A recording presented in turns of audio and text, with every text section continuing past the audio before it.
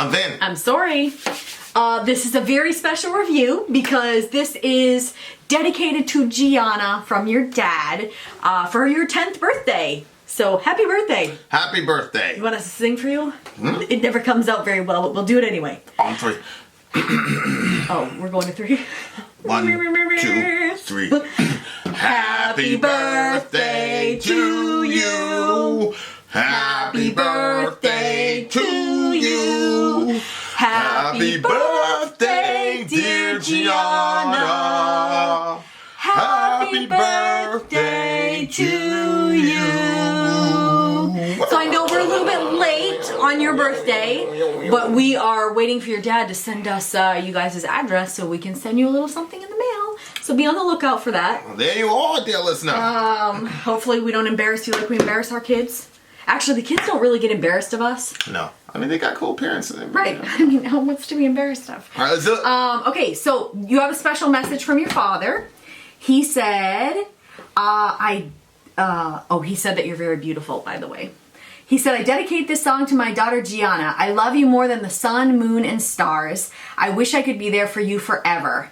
And so this reaction is dedicated to you. There we are. There Happy birthday.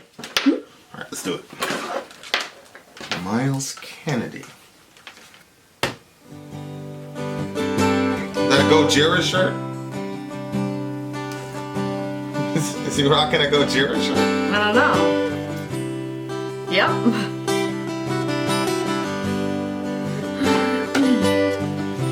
Wait, is this the link he sent you? Yeah. Okay.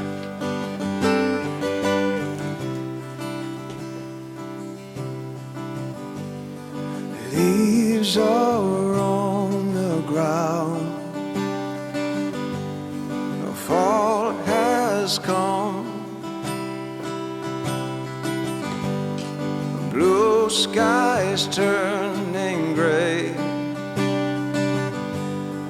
Like my love, I tried to carry you and make you whole,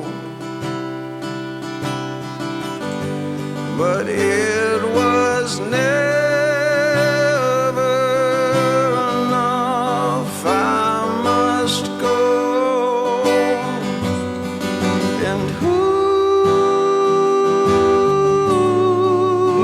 is gonna save you when I'm gone? And who watch over you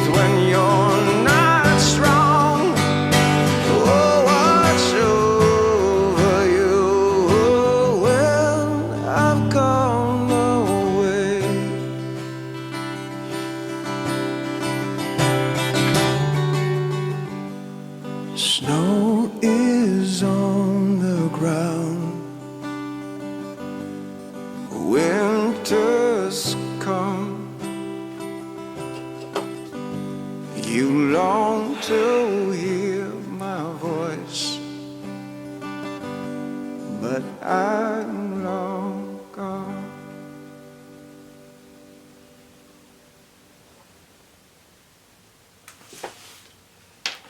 Good Lord. That was a sad one. Happy birthday? No, he dedicated the reaction, not the song. He said dedicating the song is just gonna be too sad. Oh my gosh. That's an important song. That's an important song. It is. It's just, oh my gosh. It's one of those things, I think about that a lot, especially with Dorian, because he's really attached to me. Uh-huh. And, there's going to come a day I'm not going to be there. Mm-hmm. So it's a really, part of the training and raising of the boys really is to make sure that they're good to go when that happens, you know what I mean? But it's a tough thing because you have a lot of philosophies in the world, but in Christian theology, death is not a part of life. Mm-hmm. Death is an intruder, and death is a consequence of something. Right. So it's not true that death is a part of life. And the reason that we feel it so deeply is because of the overarching principle that guides all of the universe, in my opinion, is love, because the scripture says God is love and God is the uncaused first cause. So everything he does emanates through the grid of love. So when we have kids and things like that, like, I'm very glad I don't have a worldview that I look at my kids as like, well, you're just a collocation of atoms and you're an accident of history, and I think that I love you, but I only love you because it serves some sort of evolutionary purpose or whatever, which that's not a criticism of evolution. It's really a criticism. It's really, to me, like one of the things I can't really reconcile with that idea. You see what I'm saying? Oh, absolutely. Like, yeah. The depths of the relationships and the bond that we have with the people that love us is it's transcendental. Mm-hmm. I think all of us kind of know. I think it's, but yeah, it's a tough thing, and it's crazy too because, his daughter's name is Gianna, and the Lakers just won, and Kobe's daughter's name, is Gianna. So it's just, it's hard, man. Yeah. Like life is, it's a tough thing. But on the one hand, I'm like, yo, why would you dedicate this song on her birthday? But on the other hand, like, and I don't think the context here is a dude talking to his daughter. I don't think so either. I think it's a relationship gone bad, but at the same time, like, kids need to... Oh, really? Yeah, I'm pretty sure. Who you don't think it's somebody that died? Well, no, I think it's a criticism to the person, because it says, who are you going to blame, right? Where? Who's going to take the blame? It says it right there. Who will you blame? When I'm gone, who's going to break your fall? Who will you blame? So it seems to me like the actual song is about a relationship issue where there's a codependency happening and the person gets blamed for all the failures of the other person. Usually I always think everything's a relationship song, but this one I didn't. Well, yeah. So it's a tough thing, to be a parent, and obviously you're afraid of losing any of your kids, but the next thing is like not living so that you... I remember I was talking to a guy, and he was like one of these super soldiers or whatever. He was in Mogadishu. And I said, he told me there were a couple times that he was certain they were going to get overrun, but he fought his way out of it. And I was like, what the hell? Like, what was going through your mind when all that shit was happening? And these guys are legendary, obviously, and they're part of a legendary outfit. He said, I had a daughter, and I'm not going to not see my daughter. So that was like a big thing for him when that whole thing was happening.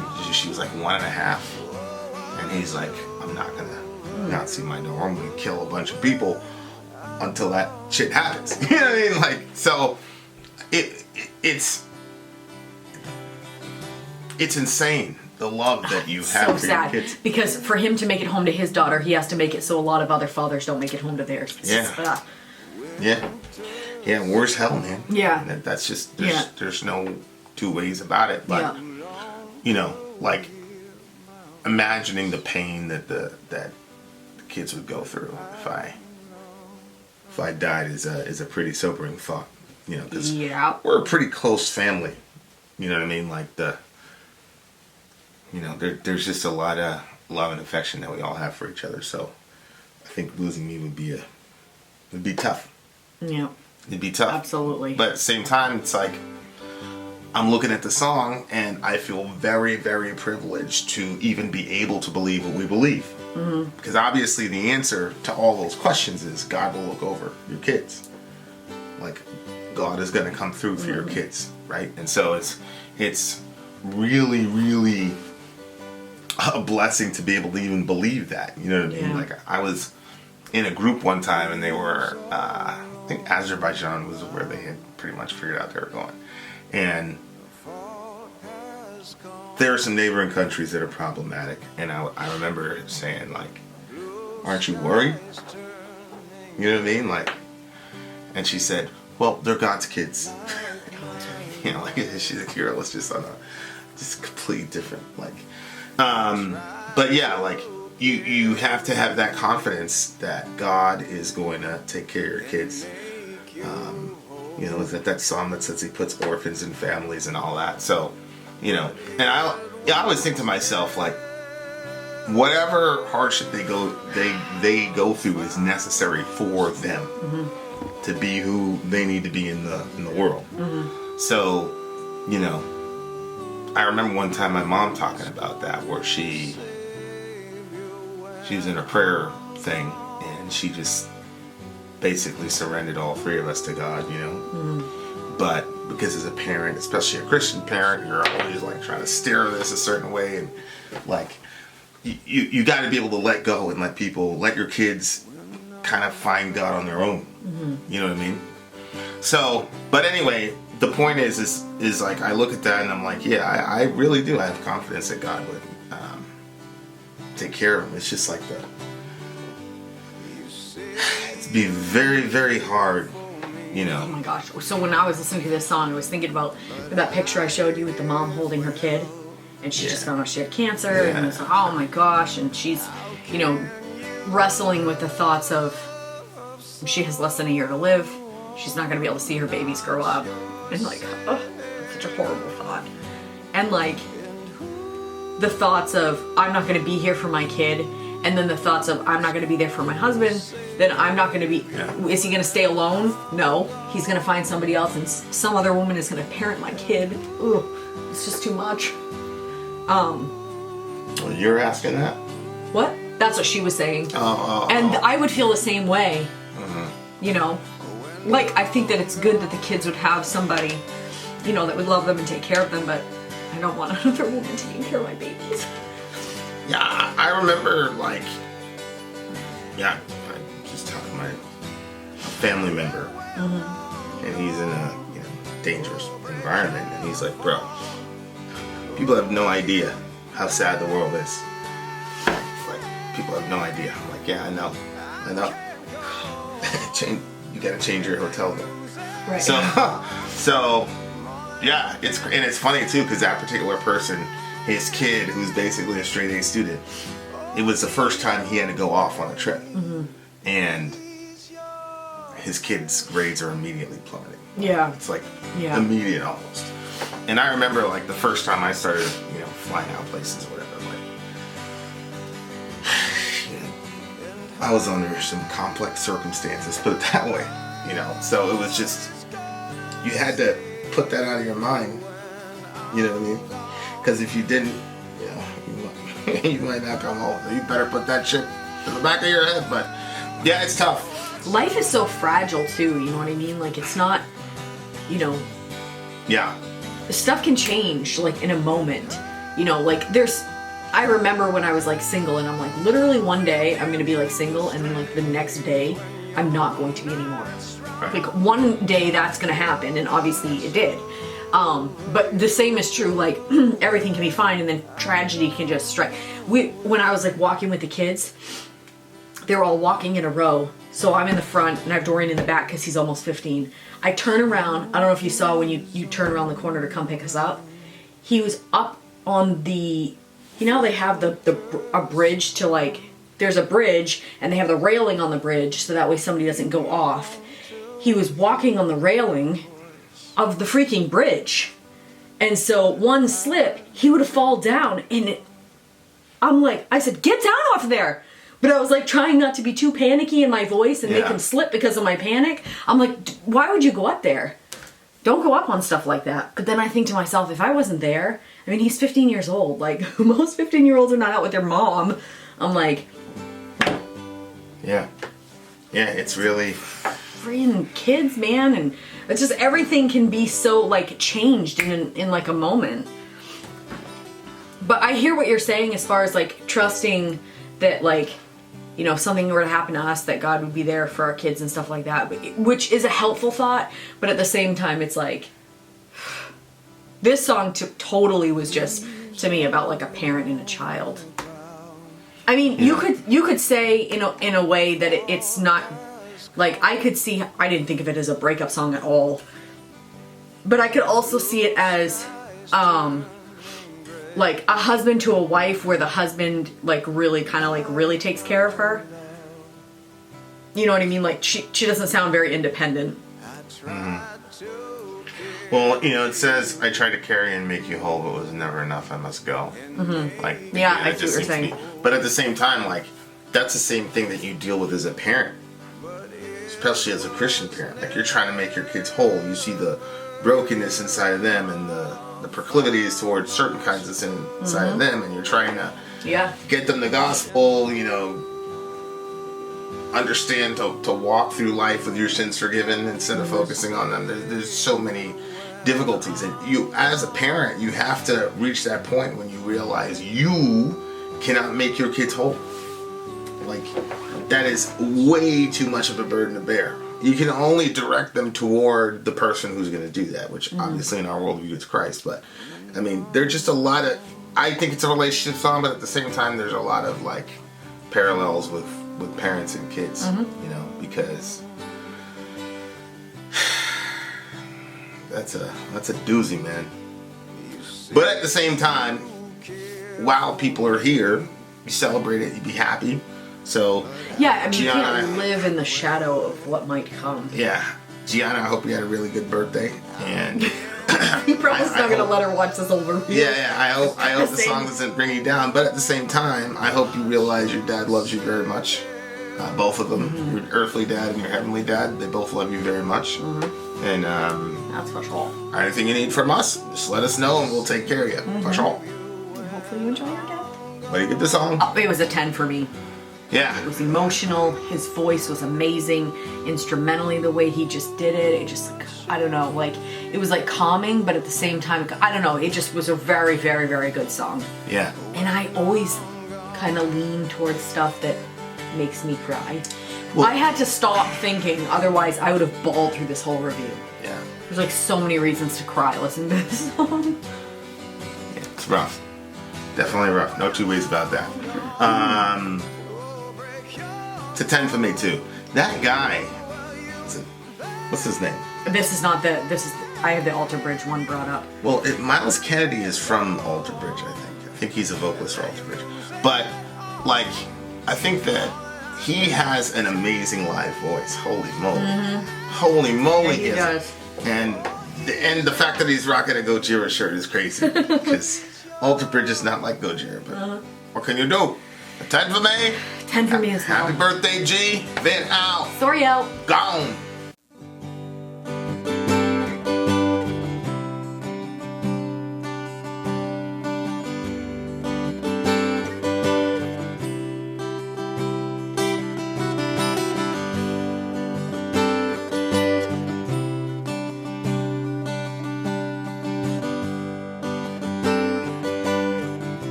Leaves are on the ground, fall has come. Blue skies turning gray, like my love. I tried to carry you and make you whole, but it was never enough. I must go, and who is gonna save you when I'm gone? And who watch over you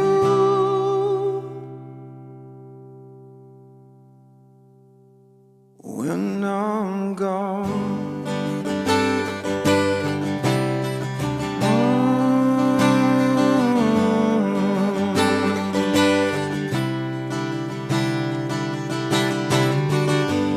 You say